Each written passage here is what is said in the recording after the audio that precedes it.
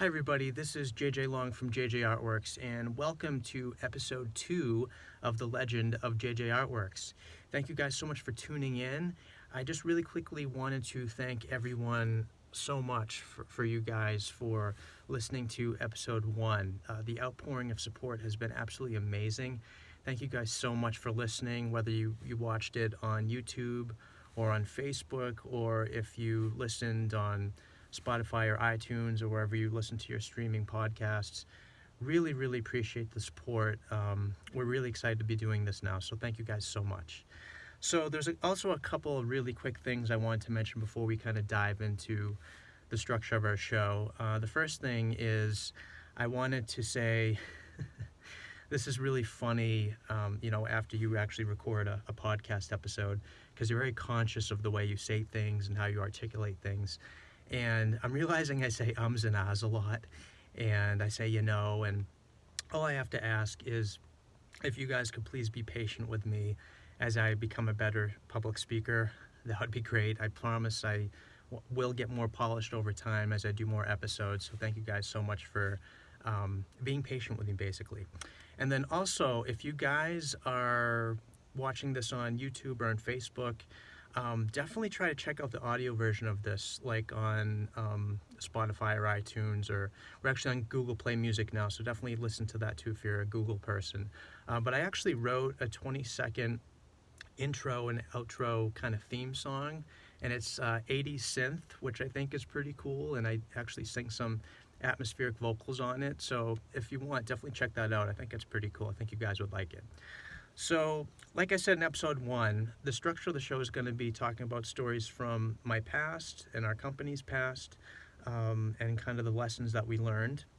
And then after that, it's going to be things that I did in the previous week to kind of propel the company forward into the future. So like a lot of tasks that I did and everything from the previous week. So the theme of the story from the past that I want to share with you guys today is basically, or the lesson that I learned that I want to talk about, is honoring the small gigs and always bringing your A game no matter what. Whether you're in front of a big crowd of people or a big audience of people, whether you're in front of a small group of people, it's a small event, always bring your A game. Always be professional, because the small events do lead to bigger opportunities as well. And I'm going to share with you guys the story on how my first band that I was in, we were able to acquire a Jägermeister sponsorship, which is pretty huge. But I know that, when you do big events, as someone that's, I've actually played in front of hundreds of people, thousands of people before with the music, and then with art festivals, I've displayed my artwork in front of like hundreds of people. I think there was one festival, maybe 1,000 people. I can't remember what event it was, but, it feels good when you're like displaying in front of like a lot of people. You're showcasing your talent and what you want to offer to the world. It feels good when you're in front of a lot of people. And then sometimes when you're in front of not too many people, it's kind of like, I wish I was in front of a lot of people. I'm just being honest. That's just how it feels sometimes. But if you bring your A game for the smaller events too, it does lead to big things. So let's get into the whole Jägermeister sponsorship, because I think it's a fun story. So in let me see, back in 2005 or 2006, I forget exactly what year it was, my band played like a Sunday night show, or maybe it was even a Monday night show. It was definitely a slow night during the week. Let me just say that. And, we were just kind of like, it was maybe like a dozen people at the bar, maybe like 12, 20 people at the most. I can't remember the exact number. It was like the door guy, the bartender, and just like our friends in the crowd, which is always fun. And, we were kind of like, rather than being like, oh man, there's no one here, and, oh, man, this sucks, I'd rather be playing in front of like 100 people, or, rather than getting all down in the dumps, we were kind of like, what, like, let's look at this as like a glorified practice, and let's try out some new songs, and let's have fun with it. And we just decided to bring our A game that night, and we played in front of like a sold out stadium. And I think that that's the mentality that you have to have if you're an artist. So we did that, and we had a great set. And I got off stage, and this just goes to show you that you don't know who's in the crowd listening. You don't know what type of people are around you. Always bring your A game. And this woman comes up to me, and she was like, hey, she was like, you guys put on a really good show. She was like, I actually work for Jägermeister. And she was someone that would come into the bars and restaurants, wherever there was music playing, and she would actually promote Jägermeister and like give out people swag and like serve shots on a tray. And she was just a promoter for the brand. And she was like, yeah, do you have a press kit or something? I'll forward it over to our brand manager, and maybe I can get you guys a sponsorship. And I'm like, that's amazing. Absolutely. I would absolutely love that, And I mean, we didn't have a press kit at the time, I don't think. So like, the next day I'm like foolishly putting together a press kit. I'm like, what's a press kit? I have no idea. So I put something together, and I forget if like we gave it to her the next gig we played or whatever, or maybe I met up with her separately, I forget. But, I handed her the press kit. Within a week, she sent the press kit to the brand manager, and then a couple of weeks after that, I was contacted by a Jaeger rep. And then within 2 weeks to a month after that, we were officially sponsored by Jägermeister, which was huge for us at the time because we were just a local band. And, now we're on the official Jägermeister website with like all these other national bands. And it was just such a cool feeling. And the best part of it all was that they gave us like all this free Jägermeister swag. And it was amazing. Like they gave us, I think we had 3 different items we could choose from, and they gave us 1,000 full color posters, like 16 by 20-inch posters, pretty big posters, like with our press photo on it, with the start and end time of the event. And then they pressed, this was so cool, I think they pressed maybe like 300 sampler CDs. So we actually had a physical demo CD with 3 of our songs that we could pass out to people at different shows.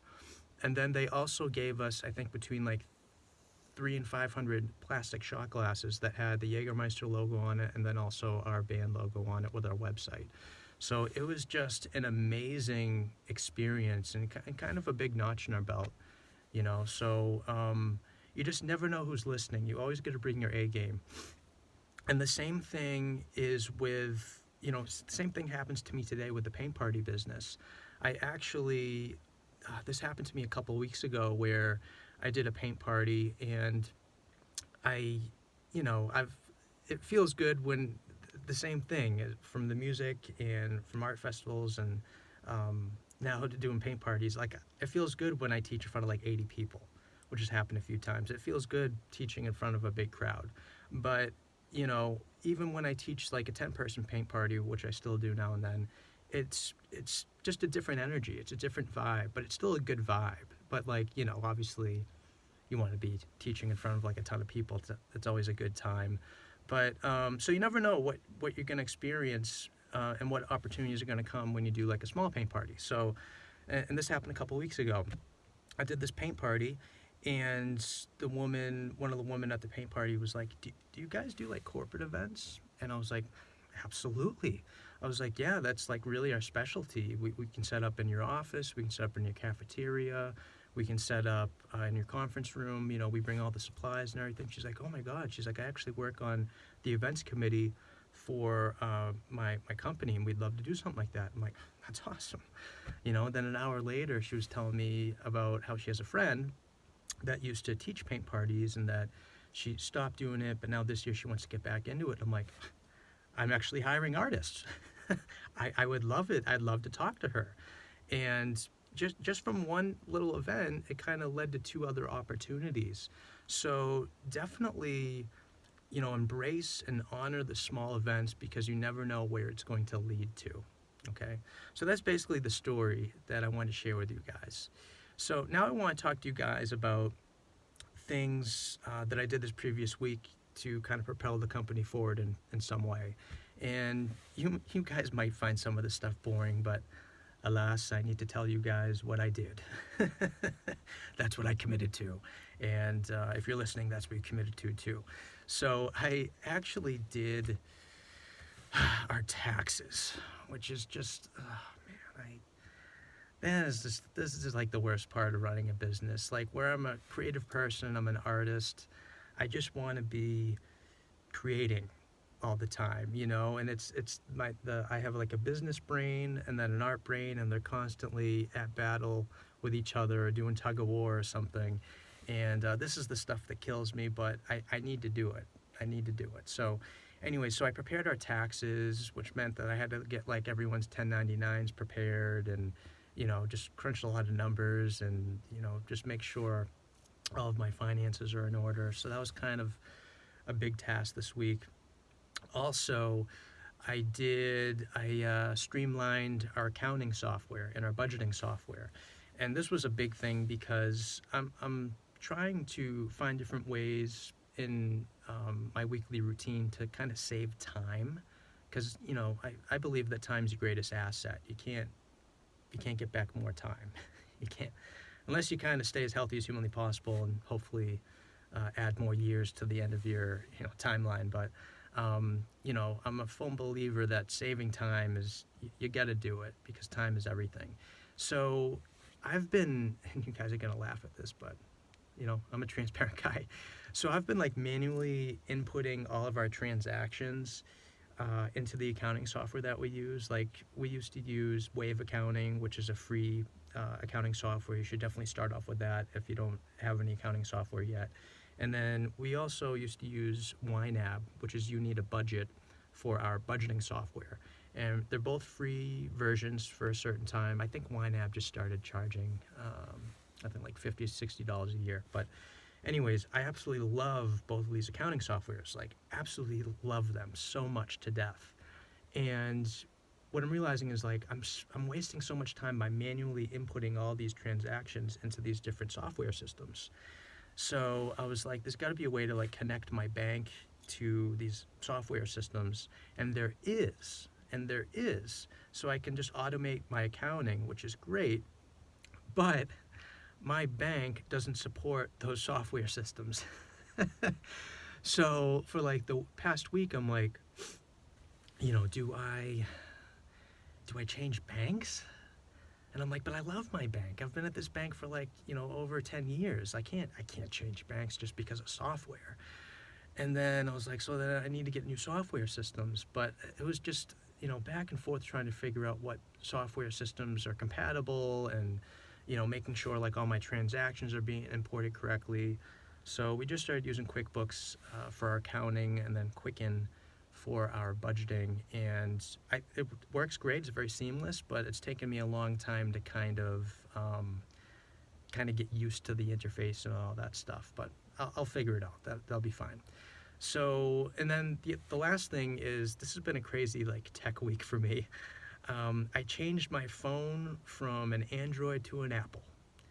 And that was a big kind of decision for me. So right now, if you're watching this on YouTube or on Facebook, this is on my new Apple phone. And I'd like to give a shout out to my mom, Ingrid Long, for giving me her hand-me-down iPhone 7. Thank you. Thank you, Mama Dukes. So, yeah, so it's just been a crazy week, tech week for me, and that's about it. So now I just really quickly wanted to do some shout-outs at the end again. And I wrote down some things that I want to talk about, some events that we have coming up. And it was just a lot of information, so I was like, I need to write this down. I can't remember all this. So my artist Lauren has a few events coming up. We'd love it if you could come out and support us. That'd be great. Support Lauren. So this Wednesday, January 22nd, we actually have a wood sign paint party at World of Beer Restaurant in Cambridge, Mass. from 7 to 9 p.m. I will leave a link to this event below where you can get tickets if you feel like coming out. That would be great. Also, Saturday, January 25th, we have a wood sign fundraiser paint party for an organization called One Brick Boston, and that's happening at Democracy Brewing in Boston, Mass. from 2:30 to 5 p.m. And I'll leave, again, a link below to that event, and if you visit our website, you'll be able to get a better description of what One Brick Boston does. I know they're an awesome organization, and Lauren's worked with them a few times. And lastly, I'm promoting a book, my self-development book called The Mindful Artist, which you can actually get the free Kindle book version on Amazon from January 20th to the 24th. So definitely, I'll leave a link below for that, and I would love it if you could pick up a free copy if you haven't already got one. And basically, my book just talks about being a more mindful person in both your business and your personal life, because it will lead to more opportunities and abundance into your life if you can focus on the present moment, which is very difficult for a lot of us to do. So I know that this is kind of a longer episode. My apologies. I'm learning as I go with this stuff. And let me just tell you guys a few other things, if you don't mind. If you could check out our Patreon page, that'd be great. That's a way to support the podcast. You can visit our Patreon page at www.patreon.com/JJArtworks. And then if you could check out our official website at JJArtworks.com, that'd be great. And you can learn more about our company and all the services that we offer. So thank you guys so much for tuning in. I really appreciate it. Thank you for being patient with me as I kind of learn this whole podcasting world. And I look forward to talking to you guys in episode 3 next week. So have a good one, and I'll talk to you later.